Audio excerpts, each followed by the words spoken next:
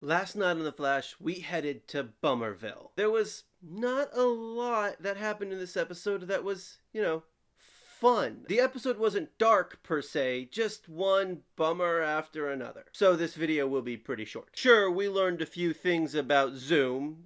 He's a monster. Wally West, he's a D-bag. And Eobard Thawne, he's back? Maybe this episode was a letdown for me because it was the first episode in just over a month and all they did was set up the rest of the season. But let's break it down a little bit. Iris told Barry to tell Patty that he was the Flash, and he was going to until Harry maybe talked him out of it. I'm still not 100% certain what happened there. And then Patty left.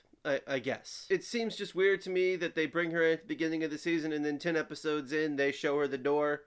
So maybe she's not gone for good? No. And let's not forget that they threw in that weird Wally West storyline in the middle of this giant convoluted episode. And it still doesn't make any sense, and I've watched the episode twice. Not just what was happening within the storyline, but why the storyline was there in the first place. Maybe the second season isn't the best place to cram in every last possible Flash storyline, because then you get bogged down in trying to tell the stories and you don't really do a good job of telling the story. Because all I wanted to do the whole episode was kind of yell at Wally, but I didn't have time to because, we were off to the next thing. The Turtle actually appears to be a pretty good villain, but what a waste, right? You have 40 minutes of screen time, and you make your main villain of the episode seem like the Beast story. I mean, we're not talking about King Shark where it's going to be constant visual effects here. I felt like this entire episode I was watching Spiderman 3. The movie that had the symbiote and Venom, and to top it all off, Sandman. Sam Raimi crammed a